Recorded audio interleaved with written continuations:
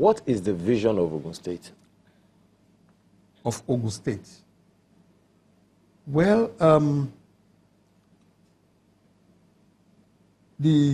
my own vision of Ogun State that I want to run is a greater Ogun State. No. I said of Ogun State, not your vision for Ogun State. Yes. Is there a clear-cut direction that, okay, this is where we are taking, this is where this state is going, and this is how I can contribute to that vision? Then we'll come to your vision of Ogun State. Well, the state clearly created 43 years ago was created to bring governance closer to the people and to also ensure that the people enjoy a life of abundance, in all its ramifications, in infrastructure, in education, in health, and all of that. So it is pursuance of a life of abundance for the people, using all the facilities and all the resources and all the advantages that the state has. That is the short way I would like to describe it. In which way has successive governments done well or failed in that regard? And how do you intend to change things? All the governments that have been, the various governments have been, they've added a bit and pieces of it all of this time. I mean, clearly, the state today is not what it was 43 years ago. But when you look at the excitement that went into the creation, when it was created, I also believe that it is not anywhere near they expect it to be at this time. Because if you say that what we are looking at is life of abundance, how does that reflect now in the level of, in the state of roads? How does that reflect in the state of education, in health, in poverty level? You know, how does that reflect? My take of it is that it's well below average. You know, so whereas all the governments in the past will have added their bits and pieces all of this time, I still think that there's still a lot to be done in order for us to be able to achieve this objective. And therefore, my own take and my own vision and my own drive is to be able to move it further and faster, you know, and we call it greater Ogun State, to move it further and faster towards achieving that life of but something some people might say, you know, about you is that, look, you have moved from one platform to the other and to this one over the years. I mean, couldn't you have contributed some of these things you want to do into those other platforms, or if there was anything wrong in those houses, do something to make them better and achieve this vision, and not necessarily have to be the one to lead? What I'm talking about now is that one is politics, not governance. I thought your question is about how do we make life better for our people. So if it is a how do we make life better for our people, it's not so much about the platform. It's about who is that person that will be able to get there to make life better for our people. And it's not about which vehicle is taking you there. It is about how do you get there if you know you truly have a vision and something to drive to the people. And that is me. So yes, I tried in 2011, I tried in 2015, but I saw a major challenge in that platform.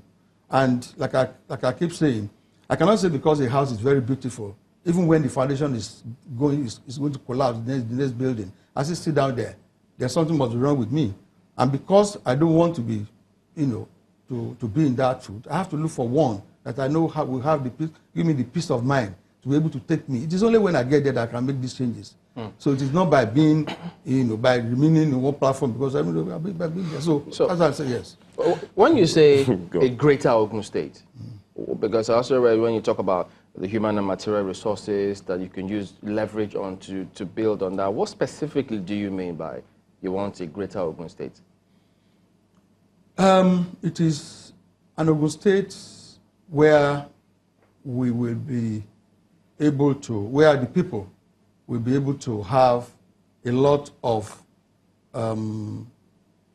access to basic infrastructure, and also be able to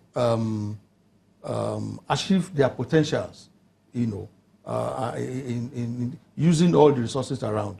It's an Ogun State where when you look around us and use all the resources and all the potential that we have, government deploy policies and the governor deploy policies that people can latch on to be able to, for them to do well.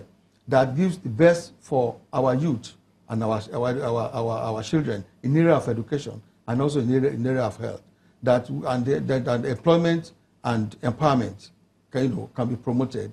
And then our closeness to Lagos, the commercial nerve center of the country, can also be explored a lot better, such that we can awake all the potentials and the resources that we have within our state. Yeah, but and those are the things that we're trying to look at. But this current government will always say that they're exploiting that opportunity. They have a lot of investments coming through. When they talk about their investment summits they've held, they've been able to attract huge amounts of resources and industries in the state. They've talked about how they're getting remittances from Lagos at the time, even though we don't know if it's still going on. So what is it that they're doing in terms of exploiting their closeness to Lagos that is not properly done, that you want to do differently and better? There's no amount of all those statistics that you reel out, if it's not reflected in human capital development, or human development index, that it will mean anything.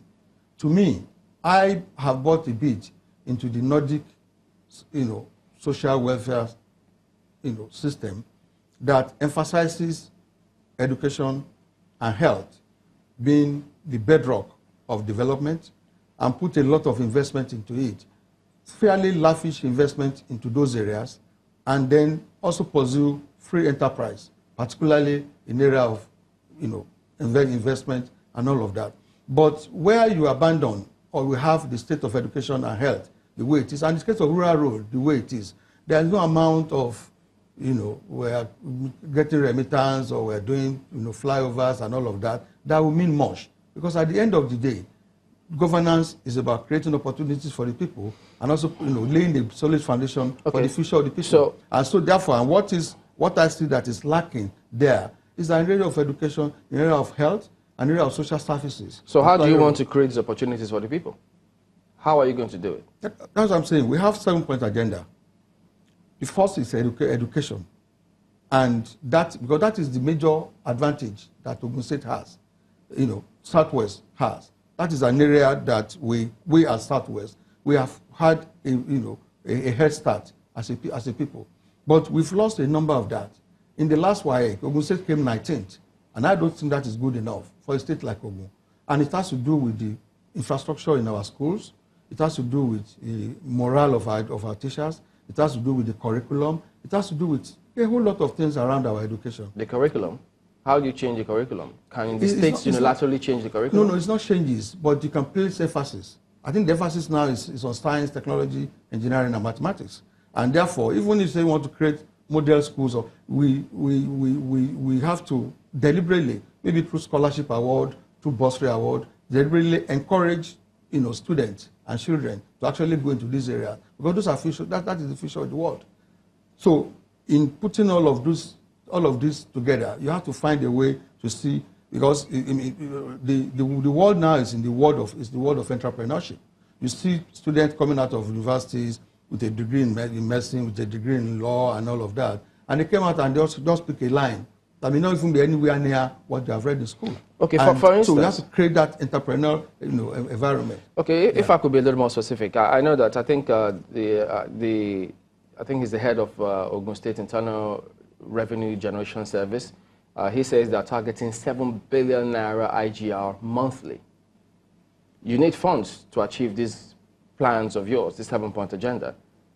Is 7 billion good enough? What would you target if you get that? Our target is that we should be able to make within 1 year. We should be able to make 10 billion. That's our target. But that's going to be smaller than what they are planning. He says, I think if I read this correctly, 7 billion monthly. Monthly average revenue. That's what the chairman is talking about. Yes, I said within 1 year. I mean, because that's the question. I said within 1 year. Then we now grow it a bit. And one of the things we want to do that is also part of the 7-point agenda is the emphasis we want to put on the Lagos border towns, the communities and the cities and the towns that border Lagos, which are development pressure areas of Ogun State. That is where you have a lot of population going into from here, including this place that we are. And the infrastructure in these areas are nothing to write home about. We feel that we need to place some emphasis here so that we can have a lot more people, coming in to live here. It is where you live that you pay your tax.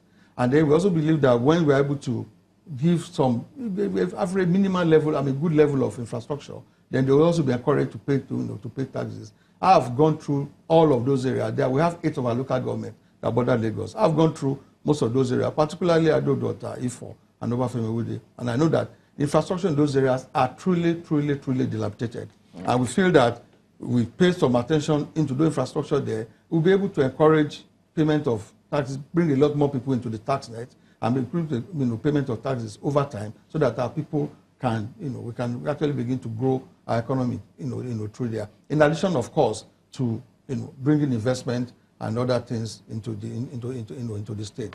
So those are the things we are trying to look at. We do not intend to get there. And when we talk about some of these things, it's also about priority setting. When we talk about some of these, the revenue and what you want to do and all of that, it's also about priority setting. It is also to be able to know precisely what are those things that you need to do that will drive you towards your vision, and also drive your revenue and also your expenses, through that. For us, we have listed education and health and rural road as those major areas. We'll come back to this in just a moment. So just wrap up on some of your plans and objectives. Don't go away.